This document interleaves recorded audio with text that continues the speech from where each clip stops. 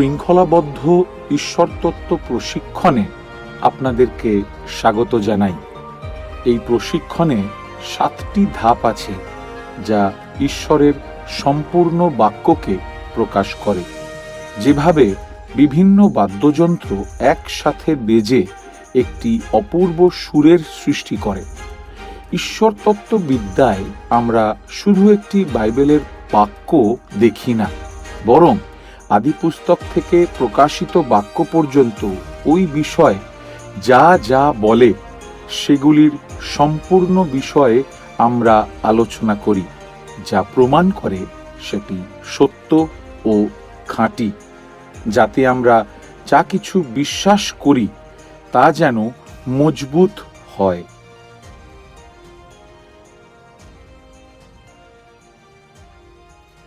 এমন কিছুর মালিকানা কল্পনা করুন যা আপনি খুব বিশেষ বলে মনে করেন, যদিও এটির অনেক আর্থিক মূল্য থাকতে পারে বা নাও থাকতে পারে। এটি কিছু সাধারণ হতে পারে, সম্ভবত এমন কিছু যা আপনার পরিবারে কয়েক প্রজন্ম ধরেছিল। এরকম একটি বিশেষ বস্তু থাকলে তার সঙ্গে আপনি কি করবেন? আপনি এটির সঙ্গে কিরূপ আচরণ করবেন?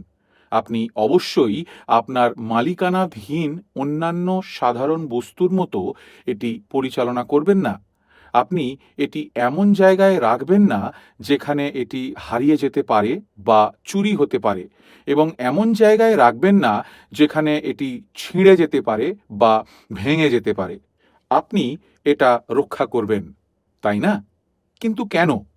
কারণ আপনি এটি সংরক্ষণ করতে চান, এটি রাখতে চান, এমনকি আপনি মারা গেলে এটি অন্য কারো কাছে হস্তান্তরও করতে চান। সমগ্র পৃথিবীতে বাইবেলের চেয়ে মূল্যবান আর কিছুই নেই। কেউ এটিকে স্বয়ং ঈশ্বরের চেয়ে বেশি মূল্যবান বলে মনে করে না। সর্বোপরি এটি তাঁর নিজের বাক্য। তিনি করুণার সাথে শাস্ত্র দিয়েছিলেন মানুষকে নির্দেশ দিতে এবং আধ্যাত্মিকভাবে সমৃদ্ধি করার জন্য। তার লোকেদের পরিত্রাণ ও উন্নতির দিকে নিয়ে যান। কিন্তু এটা শুধুমাত্র তাদের জন্য নয় যারা প্রথম শাস্ত্র গ্রহণ করেছিল। যিশু যোহন 17 পদে যা বলেছিলেন তা মনে রাখবেন। ঈশ্বর চেয়েছিলেন তাঁর বাক্য প্রজন্ম থেকে প্রজন্মান্তরে শতাব্দীর পর শতাব্দী, এবং তিনি এটিকে সারা বিশ্বের প্রতিটি উপজাতি ও দেশে নিয়ে যাওয়ারও ইচ্ছা করেছিলেন। মথি 28:19 তিনি তাঁর শিষ্যদের বলেছিলেন, অতএব তোমরা যাও এবং শিক্ষা দাও। এর জন্য 2টি জিনিস প্রয়োজন। প্রথমত, শাস্ত্রকে সংরক্ষিত করতে হবে যেন প্রজন্ম থেকে প্রজন্ম পর্যন্ত এটি যেতে পারে। ঈশ্বর কেবল প্রাথমিকভাবে তাঁর অনুপ্রাণিত বাক্যই দেননি, তবে তিনি নিজেও তাঁর সংরক্ষণ দ্বারা নির্ধারিত করেছেন যে এটি সব যুগে সংরক্ষিত এবং বিশুদ্ধ রাখা হবে। দ্বিতীয়ত, সমগ্র শাস্ত্রটি এর মূল ভাষা থেকে সারা বিশ্বের মানুষের ভাষায় অনুবাদ করতে হবে। এই বক্তৃতায় আমরা এই 2টি সম্পর্কিত বিষয় বিবেচনা করব। সমস্ত সময় জুড়ে শাস্ত্রের সংরক্ষণ এবং অন্যান্য ভাষায় শাস্ত্রের অনুবাদ। আপনি জানেন যে শৃঙ্খলাবদ্ধ ঈশ্বরতত্ত্বের এই প্রথম মডিউলে আমরা পবিত্র শাস্ত্রের শিক্ষাতত্ত্বের উপর বিশেষ মনোযোগ দিয়ে প্রথম নীতির শিক্ষা সম্পূর্ণ করেছি। আগের বক্তৃতায় আমরা শাস্ত্রের ক্যানন বিবেচনা করেছি। ঈশ্বর ক্যাননে 66টি ঐশ্বরিকভাবে অনুপ্রাণিত পুস্তকগুলির একটি সম্পূর্ণ এবং নিখুঁত সংগ্রহ প্রদান করেছেন, যেগুলি নিয়ে আমাদের বাইবেল গঠিত। এই বক্তৃতায় আমরা সেই বাইবেলের সংরক্ষণ এবং বিভিন্ন ভাষায় এর অনুবাদ সম্পর্কে আমাদের কি বিশ্বাস করতে হবে তা অধ্যয়ন করব। আমাদের অন্যান্য বক্তৃতার মতো আমরা এটিকে শাস্ত্রীয়ভাবে, শিক্ষাতত্ত্বভাবে, বিতর্কিতভাবে এবং ব্যবহারিকভাবে দেখব। তাই প্রথমত আমরা শাস্ত্রীয়ভাবে পরিচয় করিয়ে দেব। গীতসংহিতা 12:6 এবং 7 আমরা গান করি, সদাপ্রভুর বাক্য সকল নির্মল বাক্য, তাহা মৃত্তিকার মুচিতে খাঁটি করা রৌপ্যের তুল্য, 7 বার পরিষ্কৃত রৌপ্যের তুল্য। হে সদাপ্রভু, তুমিই তাহাদিগকে রক্ষা করিবে, চিরতরে এই কালের লোক হইতে উদ্ধার করিবে। এই পাঠটি আমাদের শেখায় যে ঈশ্বরের বাক্যগুলি সম্পূর্ণ বিশুদ্ধ বাক্য। আমরা শাস্ত্রের অনুপ্রেরণা উপর আমাদের আগের বক্তৃতাটি দেখেছি, কিন্তু আমাদেরকে এটাও বলা হয়েছে যে ঈশ্বর অবশ্যই এই বাক্যগুলিকে তাদের বিশুদ্ধতায় ধরে রাখবেন এবং সংরক্ষণ করবেন। লক্ষ্য করুন যে ঈশ্বর নিজেই তার নিজের বাক্য রক্ষা করার দায়িত্ব গ্রহণ করেন। অবশ্যই একমাত্র তাঁরই ক্ষমতা ও শক্তি রয়েছে তার অনুগ্রহে শাস্ত্রের সংরক্ষণ নিশ্চয় করতে পারেন। যদি এটি শুধুমাত্র মানুষদের দুর্বল এবং ভঙ্গুর হাতে ছেড়ে দেওয়া হয়, তাহলে বাইবেল নষ্ট বা হারিয়ে যেতে পারে। কিন্তু খ্রিস্টীয় বিশ্বাসীদের সেরকম কোনো উদ্বেগ নাই। যুগে যুগে বাইবেলের সংরক্ষণ তাদের সর্বশক্তিমান প্রভুর হাতে। যেহেতু বাইবেলের প্রতিটি শব্দই শুদ্ধ, তাই এর অনুবাদের প্রতি সতর্ক মনোযোগ দিতে হবে। প্রথম করিন্থীয় 2:13 পৌল যা বলেছেন তা আবার মনে রাখুন। আমরা সেই সকল বিষয়েরই কথা মানসিক শিক্ষানুরূপ জ্ঞানের বাক্য দ্বারা নয়, কিন্তু আত্মার শিক্ষানুরূপ বাক্য দ্বারা কহিতেছি। আত্মিক বিষয়ের সহিত যোগ করিতেছে। লক্ষ্য করুন যে ঈশ্বর শুধুমাত্র অনুপ্রাণিত ধারণা বা চিন্তা প্রদান করেন না, কিন্তু আত্মা পরিপূর্ণ বাক্য প্রদান করেন। এটি এত গুরুত্বপূর্ণ যে গালাতীয় 3:16 পৌল পুরাতন নিয়ম থেকে উদ্ধৃত করেছেন এবং বহু বচনের পরিবর্তে এক বচনে থাকা একটি শব্দের মধ্যে পার্থক্যের উপর তার উপর যুক্তি তৈরি করেছেন।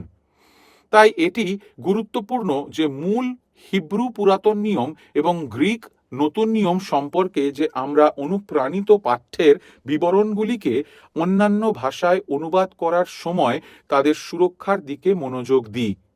গীতসংহিতা 12:6-7 বাইবেলের একটি উদাহরণ হিসাবে কাজ করে, যা বাইবেলের সংরক্ষণ সম্পর্কে আমরা কি ভাবব এবং কিভাবে এর অনুবাদের কাছে যেতে হবে তার জন্য আমাদের প্রত্যাশা নির্ধারণ করে। গুরুত্বপূর্ণ বিষয় হলো যে শাস্ত্র নিজেই আমাদের এই বিষয় নির্দেশ দেয় এবং এগুলি কোনো জগতের ধারণা নয়। আমাদের অবশ্যই বাইবেল থেকে প্রমাণ করতে হবে যে আমাদের শাস্ত্রের অনুবাদগুলি আমাদের নির্ভরতার ভিত্তি। দ্বিতীয়ত, আমাদের শাস্ত্রের সংরক্ষণ ও অনুবাদের একটি শিক্ষাতাত্ত্বিক ওভারভিউ বিবেচনা করতে হবে।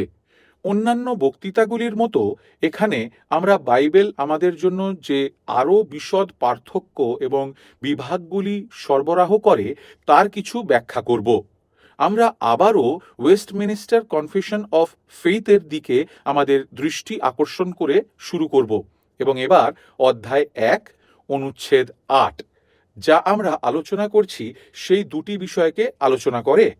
এখানে ওয়েস্টমিনিস্টার কনফেশন অফ ফেইথ অধ্যায় 1 অনুচ্ছেদ 8 কি বলে? ইব্রীয় ভাষায় পুরাতন নিয়ম, যা পুরাতন ঈশ্বরের লোকদের স্থানীয় ভাষা ছিল, এবং গ্রিক ভাষায় নতুন নিয়ম, যা লেখার সময় এটির সাধারণত জাতিগুলির কাছে পরিচিত ছিল। অবিলম্বে ঈশ্বরের দ্বারা অনুপ্রাণিত হয়ে এবং তার একক যত্ন এবং সংরক্ষণের দ্বারা সমস্ত যুগে বিশুদ্ধ রাখা হয়েছে। তাই প্রমাণিত কর্তৃত্বপূর্ণ, যেমন ধর্মের সমস্ত বিতর্কে অবশেষে মণ্ডলী তাদের প্রতি অভিযোগ করতে পারে। কিন্তু যেহেতু এই আদি ভাষাগুলি ঈশ্বরের সকল লোকেদের কাছে পরিচিত নয়, যাদের অধিকার আছে এবং শাস্ত্রের প্রতি আগ্রহ রয়েছে এবং ঈশ্বরের ভয়ে তাদের পড়তে এবং অনুসন্ধান করার আদেশ দেওয়া হয়েছে, তাই তাদের অনুবাদ করা উচিত হয়ে পড়ে। প্রতিটি স্থানীয় জাতির ভাষায় যে ভাষা তারা বলে, যেন ঈশ্বরের বাক্য সকলের মধ্যে প্রচুর পরিমাণে বাস করে। তারা গ্রহণযোগ্য উপায়ে তার উপাসনা করতে পারে এবং ধৈর্য আর শাস্ত্রের সান্ত্বনার মাধ্যমে আশা থাকতে পারে। এটি একটি দীর্ঘ অনুচ্ছেদ, তবে এটি সংরক্ষণ এবং অনুবাদ উভয় বিষয়ে বাইবেলের শিক্ষার সংক্ষিপ্ত সার বলে দেয়। আমাকে কিছু বাক্যাংশ তুলে ধরতে দাও যা এই অনুচ্ছেদের মধ্যে রয়েছে। প্রথমত, বিশেষ করে লক্ষ্য করুন সংরক্ষণের বিষয়ে সংরক্ষণের শিক্ষাতত্ত্ব এটি বলে এবং তার একক যত্ন এবং সংরক্ষণের দ্বারা সমস্ত যুগে তা বিশুদ্ধ রাখা হয়েছে। ঈশ্বর আধ্যাত্মিকভাবে শাস্ত্রের বিশুদ্ধতা সংরক্ষণ করেছেন সর্বত্র। দ্বিতীয়ত, অনুবাদের ক্ষেত্রে এটি বলে সেগুলিকে জাতীয় ভাষায় অনুবাদ করা হবে, যার অর্থ সাধারণ ভাষা বা সাধারণ স্থানীয় মাতৃভাষা, সেই প্রতিটি জাতির ভাষায় যাদের কাছে এটি দেওয়া হয়। তাই ওয়েস্টমিনিস্টার কনফেশন থেকে আমাদের জন্য একটি সহায়ক সারাংশ রয়েছে। এই দুটি বিষয়, সংরক্ষণ এবং অনুবাদ, উভয়ই বাইবেলের প্রতিটি সংস্করণের মূল্যায়নে দুটি মৌলিক বিষয়কে প্রতিফলিত করে। প্রথমত, আমাদের অবশ্যই নিশ্চিত করতে হবে যে অন্তর্নিহিত পাণ্ডুলিপিগুলি, বিশেষ করে গ্রিক নতুন নিয়মের পাণ্ডুলিপিগুলি যেগুলি ব্যবহার করা হয়েছে, সেগুলি সঠিক বা ঈশ্বর প্রদত্ত আমাদের খাঁটি পাঠ্য। দ্বিতীয়ত, আমাদের অবশ্যই নিশ্চিত করতে হবে যে অনুবাদের দর্শনটি সঠিক এবং নির্ভুল। তাই সংরক্ষণের ক্ষেত্রে আমরা নিশ্চিত করতে চাই যে আমাদের কাছে ঈশ্বরের দেওয়া প্রামাণিক পাঠ্য রয়েছে, এবং অনুবাদের ক্ষেত্রে আমরা নির্ভুলতার জন্য উদ্বিগ্ন। পবিত্র শাস্ত্রের সংরক্ষণ সম্পর্কে একটু বেশি চিন্তা করা যাক। এখন আপনি আবার মনে রাখবেন, কলসীয় 4:16 পৌল বলেছেন, তোমাদের মধ্যে এই পত্র, কলসিয়ানদের চিঠি, পাঠ হইলে পর দেখিও যেন লায়দিগাস্থীয় মণ্ডলীতেও ইহা পাঠ করা হয়। তাই তিনি বুঝতে পেরেছিলেন এবং মণ্ডলী বুঝতে পেরেছিল যে তিনি যা লিখছেন তা শাস্ত্র, এবং তাই এটি শুধুমাত্র একটি জায়গা এবং কিছু লোকের মধ্যে সীমাবদ্ধ থাকা উচিত নয়। এটি অন্য কোথাও দেওয়ার দরকার ছিল। এটা প্রয়োজন, প্রকৃতপক্ষে সর্বত্র দেওয়া হবে। তাই শাস্ত্রগুলি খ্রিস্টের মণ্ডলীকে গ্রহণ করার জন্য দেওয়া হয়েছিল এবং তারপর বিশ্বস্ত হস্তান্তরের মাধ্যমে ব্যাপকভাবে বিতরণ করা হয়েছিল। সর্বোপরি ঈশ্বরের গৃহ, যা জীবন্ত ঈশ্বরের মণ্ডলী, সত্যের স্তম্ভ ও দৃঢ় ভিত্তি, যেমন 1 তিমথি 3:15 আমাদের বলে। আমরা এও জানি যে বাইবেল ধর্মবিরোধীদের বিষয়ে সতর্ক করেছিল, যারা শাস্ত্রকে কলুষিত করতে চাইবে। তাই ঈশ্বর ভয়শীল লেখকরা বিশ্বস্ত অনুলিপি তৈরি করার জন্য সতর্ক ছিলেন।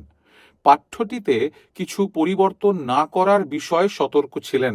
এমনকি সতর্ক ছিলেন যেন একটি অক্ষরও ভুল না হয়, এবং প্রকৃতপক্ষে কোনো যা ভুল তা নিষ্পত্তি করতে সতর্ক ছিলেন। সেই মূল পাঠ্যগুলি অবশ্যই তারপরে অনুলিপি করা হয়েছিল যখন তারা বিশ্বের বিভিন্ন অঞ্চলে ছড়িয়েছিল, এশিয়ায় এবং ইউরোপের বাইরের অঞ্চলে, আফ্রিকায় এবং আরও অনেক স্থানে।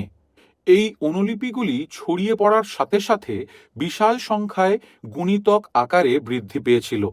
তাই এটি আপনার কাছে আছে। উদাহরণস্বরূপ, পৌল ঈশ্বরের বাক্য দ্বারা অনুপ্রাণিত হয়ে কলসিয়ানদের কাছে যে আসল চিঠিটি লিখেছিলেন, এবং সেই চিঠিটি তখন সম্ভবত লায়দিগেস্থিয়া এবং হিরোপোলিস এবং অন্য কোথাও, আন্তোকিয়ায়, বিভিন্ন জায়গায় অনুলিপি করা হয়েছিল। তারপর সেই স্থানীয় জায়গায় অনুলিপিগুলির অনুলিপি তৈরি করা হয়। অবশেষে আরও অনুলিপি তৈরি করা হয়েছিল। সেখানে প্রচুর সংখ্যক শাস্ত্রের সংখ্যা বৃদ্ধি হয়েছিল, যেহেতু মণ্ডলী এবং ঈশ্বরের লোকেদের কাছে নিয়ে যাওয়া হয়েছিল। আমরা যে প্রশ্নটি নিয়ে আলোচনা করছি তা হলো, আমরা কিভাবে নিশ্চিত হতে পারি যে বিশুদ্ধ অনুলিপিগুলি বজায় রাখা হয়েছে এবং যুগে যুগে আমাদের কাছ পর্যন্ত ছড়িয়ে পড়েছে। ঠিক আছে, শাস্ত্রের সংরক্ষণের প্রমাণ পরিচয় এর অনেকগুলি অনুচ্ছেদে দেখা যায়। আমরা ইতিমধ্যেই কয়েকটি বিবেচনা করেছি, কিন্তু উদাহরণস্বরূপ 2 বিবরণ 29 অধ্যায়ের 29 সম্পর্কে চিন্তা করুন, যা বলে, নিগূঢ় বিষয়ে সকল আমাদের ঈশ্বর সদাপ্রভুর অধিকার, কিন্তু প্রকাশিত বিষয়ে সকল আমাদের ও যুগে যুগে আমাদের সন্তানদের অধিকার, যেন এই ব্যবস্থার সমস্ত কথা আমরা পালন করিতে পারি। আমরা যিশাইয় 40 অধ্যায়ের 8 পড়ি, তৃণ শুষ্ক হইয়া যায়, পুষ্প ম্লান হইয়া পড়ে, কিন্তু আমাদের ঈশ্বরের বাক্য চিরকাল থাকিবে। আবার আমরা গীতসংহিতা 119-এর 160-এ গান করি, তোমার বাক্যের সমষ্টি সত্য, তোমার ধর্মময় প্রত্যেক শাসন চিরস্থায়ী। আমরা নতুন নিয়মে ফিরে যাই এবং একই জিনিস খুঁজে পাই।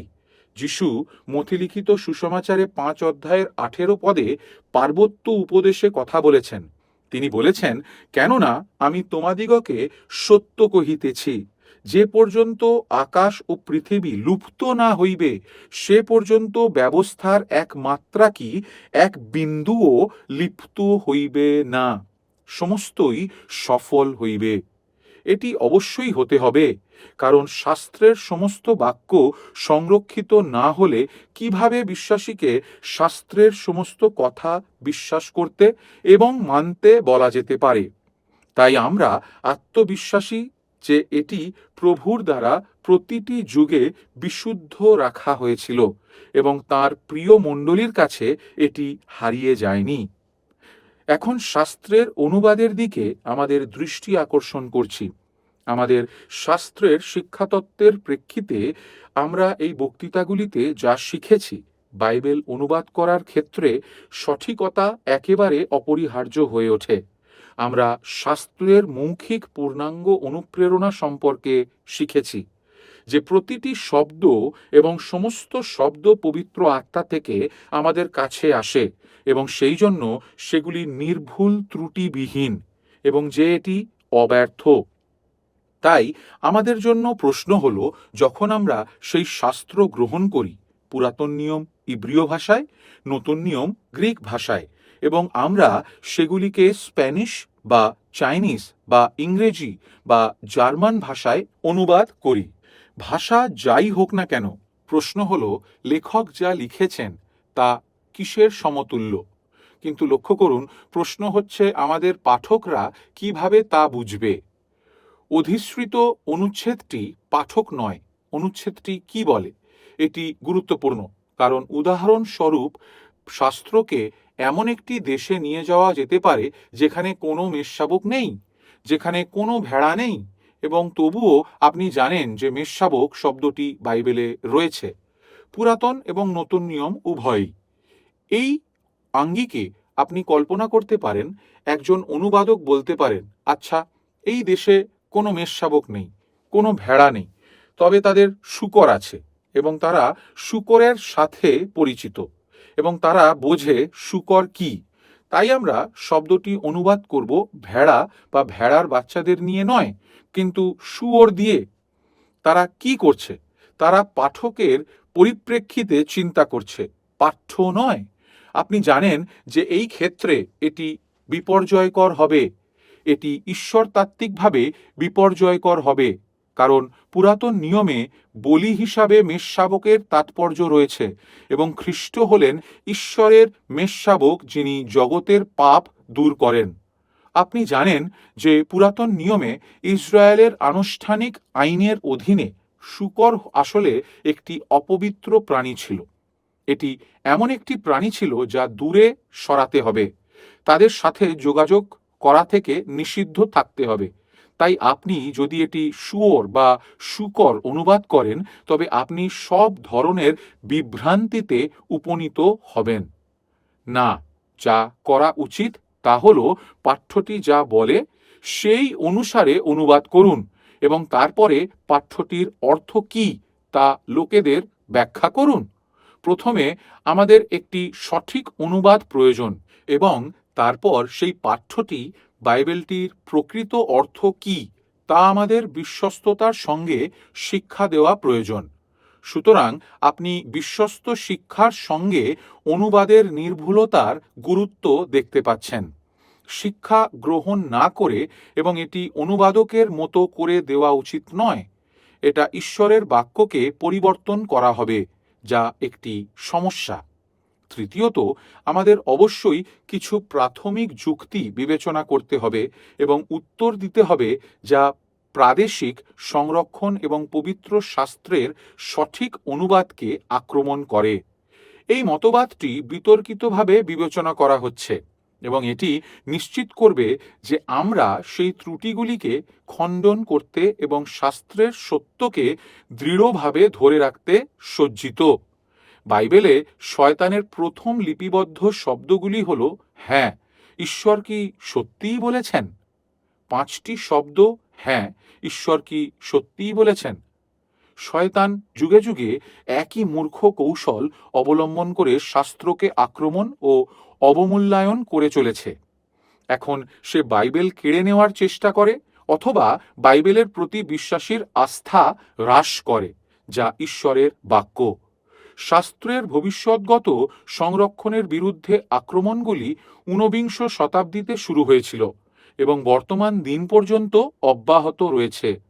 এই হামলার লক্ষ্য ঈশ্বরের লোকেদের আস্থা নষ্ট করে। বার্ন ব্যারেল কিছু গ্রিক নতুন নিয়মের পাণ্ডুলিপি আবিষ্কার করেছিল। তারা সেগুলি দেখেছিল এবং স্থির করেছিল যে সেগুলি কথিত অনুবাদ তৈরিতে সাধারণত ব্যবহার পাণ্ডুলিপিগুলির চেয়েও এগুলি পুরনো। সেগুলি শুধু পুরনো ছিল না, তাদের পাণ্ডুলিপি হিসাবে দেখা হয়েছিল যেগুলি 14 শতাব্দী ধরে হারিয়ে গিয়েছিল এবং তারপরে নতুন করে আবিষ্কৃত হয়েছিল। আর তাই এই নিয়ে ব্যাপক উত্তেজনা ছিল, প্রচুর উত্তেজনা, এবং দুটি চিন্তাধারার উদ্ভব হয়েছিল। একটি হলো যে সবচেয়ে খাঁটি হলে আনুমানিকভাবে প্রাচীনতম পাণ্ডুলিপিগুলি সেইগুলি, যদিও সেগুলির মধ্যে সামান্য কিছু সংখ্যক ছিল, যেমন আমি উল্লেখ করেছি। অন্যদিকে এমন একটি অবস্থান ছিল যে দীর্ঘদিন ধরে বজায় ছিল, যেখানে সর্বাধিক পাণ্ডুলিপি রয়েছে, সেখানে আমাদের আরও আস্থা থাকা উচিত। ঊনবিংশ শতাব্দীর সেই ঘটনা থেকে যে আধুনিক আন্দোলনের উদ্ভব হয়েছিল, তার ফলে অনুবাদ প্রকাশ করা হয়েছে অন্তত ইংরেজি ভাষায়, যেগুলি গ্রিক খুব কম সংখ্যক এবং কথিতভাবে পুরানো পাণ্ডুলিপিগুলির উপর ভিত্তি করে তৈরি করা হয়েছে। কিন্তু এই লেকচারে আমরা যা শিখেছি সে সম্পর্কে চিন্তা করুন। যদি বাইবেলের অংশগুলি 14 শতাব্দী ধরে হারানো ছিল, তবে সেই সময় মণ্ডলীর কাছে খাঁটি বাক্য ছিল না, যা বাইবেল আমাদের শাস্ত্রের সংরক্ষণের বিষয়ে শিক্ষা দেয়। তার বিপরীত, ঈশ্বর স্থির করেছেন যে তিনি এটিকে সব যুগে বিশুদ্ধ রাখবেন এবং তিনি যুগে যুগে তাঁর মণ্ডলীর জন্য এটি সংরক্ষণ করবেন। তাই 14 শতাব্দী ধরে নিখোঁজ থাকলে সেই লেখাগুলি প্রামাণিক হওয়া অসম্ভব। আপনি নিজেকে প্রশ্ন করতে পারেন, এত পুরনো হলে কি এটি জীর্ণ হয়ে যাবে না, কারণ এটি ব্যবহার করা হয়নি? নির্ভরযোগ্য পাঠ্য হবে সেগুলি যা অনুবাদের জন্য এবং বারবার ব্যবহার করা হয়েছিল কপি করার জন্য। যেগুলি কম নির্ভরযোগ্য বলে পরিচিত ছিল সেগুলি আলাদা করে রাখা হবে এবং ব্যবহার করা হবে না। এবং এইভাবে কি জীর্ণ হবে না? আপনি নিজেকে প্রশ্ন জিজ্ঞাসা করতে পারেন, কেন অত কম ছিল? আপনি আশা করবেন যে এইগুলি যদি সবচেয়ে নির্ভরযোগ্য পাণ্ডুলিপি হয়, তবে সেগুলি প্রচুর পরিমাণে থাকবে, যে অনেক অনেক প্রকারে থাকে। এটা একটা ভালো পয়েন্ট। প্রকৃতপক্ষে আমাদের বিশ্বাস করা উচিত এবং আমাদের উপসংহারে আসা উচিত যে আরও নির্ভরযোগ্য পাঠ্যগুলি বহুবিধ অনুপাতে পাওয়া যায়, প্রচুর প্রচুর প্রচুর অনুলিপিতে পাওয়া যায়। আপনি এটিও লক্ষ্য করবেন যে এই বিষয়ে যে অঞ্চল থেকে এই পাণ্ডুলিপিগুলি এসেছে সেই অঞ্চলের সমস্যা। এই প্রশ্নবিদ্ধ পাণ্ডুলিপিগুলি যা বন্ধ করা হচ্ছে বা সেরা হিসাবে প্রচার করা হচ্ছে, তারা উত্তর আফ্রিকা থেকে এসেছে। আর প্রাচীন মণ্ডলীর উত্তর আফ্রিকা এমন একটি এলাকা যেখানে ধর্মদ্রোহিতার বা ভ্রান্ত শিক্ষকদের অনেক সমস্যা ছিল। যেমন আরিয়ানরা, যারা শিখিয়েছিল যে শুধুমাত্র একজন মানুষ ছিলেন এবং তিনি ঈশ্বর নন। তাই একটি আকর্ষণীয় উদাহরণ নিন, 1 তিমথি 3:16। সেই পাঠ্যটি বলে, আর ভক্তির নিগূঢ়তত্ত্ব মহৎ, ইহা সর্বসম্মত, যিনি মাংসে প্রকাশিত হইলেন, ঈশ্বর দেহে প্রকাশিত হলেন। এখন 97% পাণ্ডুলিপিতে আমাদের কাছে ঈশ্বর শব্দটি রয়েছে, কিন্তু মিশরীয় পাণ্ডুলিপিগুলির মধ্যে খুব অল্প কিছুতে এটি অনুপস্থিত। পরিবর্তে এটি কেবল বলে তিনি প্রকাশিত, তারা সর্বনাম সরবরাহ করে। এই পাঠ্য যা অনেক আধুনিক পণ্ডিতগণের দ্বারা ব্যবহৃত হচ্ছে। এখানে অবাক হওয়ার কিছু নেই, তাই না? এটি এমন একটি অঞ্চল থেকে এসেছিল যা অস্বীকার করে যে যিশু মাংসে প্রকাশিত ঈশ্বর ছিলেন। তাই এখানে পয়েন্ট হলো যে এই আধুনিক জাতিগুলি হলো সেই মাধ্যম যার দ্বারা শয়তান প্রবেশ করতে পারে এবং প্রভুর লোকেদের বিরক্ত ও অস্থির করা শুরু করতে পারে। তাদের আস্থা যে বাইবেল আমাদের পূর্বে ছিল এবং যা এখনো যুগ যুগ ধরে আমাদের কাছে আছে তা সত্যি ঈশ্বরের বাক্য কিনা। কিন্তু কোন কর্তৃপক্ষ এই প্রশ্নে আমাদের পথ দেখায়? উত্তর হলো একমাত্র বাইবেল আমাদের পথ প্রদর্শক। বাইবেল আমাদের ভবিষ্যৎগত সংরক্ষণের শিক্ষা শেখায়। এখন দ্বিতীয়ত, অনুবাদ সংক্রান্ত অন্য যে বিষয়টি আমরা বিবেচনা করছি। অনুবাদ সংক্রান্ত দুটি স্কুল রয়েছে, একটি নির্ভুলতার উপর অধিষ্ঠিত, অন্যটি পঠন ক্ষমতার উপর অধিষ্ঠিত। এটি কতটা পঠনযোগ্য? মূল শাস্ত্রের বিষয়বস্তুর উপর জোর দেওয়ার বিপরীতে অন্য কথায় লেখক কিভাবে লিখেছিলেন তার দ্বারা পাঠ্যটি কি বলে, অন্যরা বলতে শুরু করেছে যে আমাদের শাস্ত্র প্রতি শব্দ নয় কিন্তু ধারণাগুলি অনুবাদ করা উচিত। এটি মিথ্যা এবং এই ভুল দৃষ্টিভঙ্গিটি পাঠকের প্রতিক্রিয়ার উপর অধিষ্ঠিত, শাস্ত্রের পাঠ্যের উপর অধিষ্ঠিত নয়।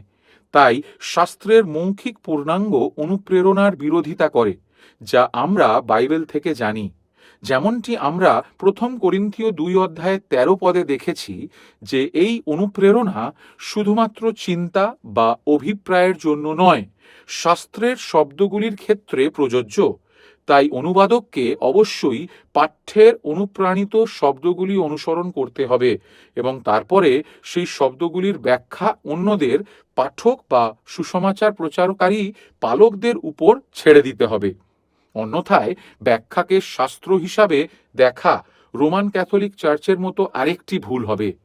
তাই আমাদের সতর্ক হওয়া দরকার যে এই ধারণাটি যা কিছু আধুনিক অনুবাদক নিযুক্ত করেছেন যে শাস্ত্রের শব্দগুলি নির্ভুল এবং সেই অনুযায়ী অনুবাদ করার চেয়ে বরং একটু বেশি সহজ, একটু বেশি আলগা করে বা ধারণাগুলি অনুবাদ করা উচিত। একটি অনুচ্ছেদে বাইবেল কি বলছে সেটি অনুবাদ করা প্রয়োজন। সেই সমস্ত ধারণাগুলি প্রতিরোধ করা প্রয়োজন, কেননা বাইবেল যা বলে তা এই প্রকারের অনুবাদের বিপরীত। তাই সংরক্ষণ এবং অনুবাদ উভয় ক্ষেত্রেই সমস্যা রয়েছে যার প্রতি আমাদের সতর্ক হওয়া উচিত। কিন্তু চতুর্থত, আমাদের এটিকে বাস্তবিকভাবে বিবেচনা করতে হবে। শাস্ত্রের সংরক্ষণ এবং অনুবাদ বিবেচনা করার ক্ষেত্রে আমরা নিজেদের জন্য কিছু প্রভাব তুলে ধরতে পারি। প্রথমত, বিশ্বাসীর জানা উচিত যে তার কাছে সম্পূর্ণ আস্থার জন্য ভালো ভিত্তি রয়েছে, যে তার কাছে শাস্ত্রের বিশ্বস্ত অনুবাদে ঈশ্বরের বাক্য রয়েছে। আমরা আমাদের বাইবেলের বিশ্বস্ত অনুবাদ নিতে পারি এবং বলতে পারি এটি সত্যি ঈশ্বরের বাক্য। এটি কি করে? এটি বিশ্বাসকে গভীর করে এবং এটি প্রেমকে গভীর করে, এটি শাস্ত্রে আমাদের আনন্দকে আরও গভীর করে। আমাদের ঈশ্বরের কাছে কৃতজ্ঞ হওয়া উচিত যে তিনি আমাদের নিজস্ব ভাষায় তার বাক্য আমাদের কাছে নিয়ে আসতে পেরে খুশি হয়েছেন এবং এটি স্বীকার করে যে এটি ছাড়া আমরা অন্ধকারে এবং ঈশ্বরের বিশেষ প্রকাশন এবং ত্রাণকর্তা খ্রিস্টের সুসংবাদ সম্পর্কে অজ্ঞতার মধ্যে হাঁটতাম। দ্বিতীয়ত, এই মতবাদগুলি বাইবেলের দৃঢ় বিশ্বাস প্রদান করে যে মানুষেরা কিভাবে বাইবেল পরিচালনা করে। এই মতবাদগুলি নিয়ন্ত্রণ করে যে আমরা কিভাবে বিভিন্ন ভাষায় শাস্ত্র অনুবাদ করি এবং সেই অনুবাদগুলিকে মূল্যায়ন করার জন্য আমাদের বিচক্ষণতা প্রদান করে। সেগুলি বিশেষভাবে ভালো কিনা বা নাও হতে পারে, কিন্তু এটি ঈশ্বরের লোকেদের প্রার্থনাকেও ইন্ধন যোগায়। এটি আমাদের প্রার্থনা এবং আমাদের সমর্থন এবং সমগ্র বিশ্বের প্রতিটি ভাষার প্রতিটি মানুষের কাছে শাস্ত্রের বিশ্বস্ত অনুবাদগুলি উৎপাদনের আকাঙ্ক্ষাকে উৎসাহিত করে। তৃতীয়ত, আমরা যা ভালোবাসি তা নিয়ে চিন্তা করি, এমনকি বিশদ বিবরণ যা আমাদের আনন্দ দেয়। স্বাভাবিক জীবনে এটি সত্য। এটি যখন বাইবেলের জন্য উপরে কেন্দ্রিত হয়, তখন আরও কত সত্য। আমাদের শাস্ত্রের প্রতিটি শব্দ এবং বিশদ বিবরণের প্রতি যত্নশীল মনোযোগ দেওয়া উচিত, এবং আমরা ধ্যানের মাধ্যমে তা করতে পারি।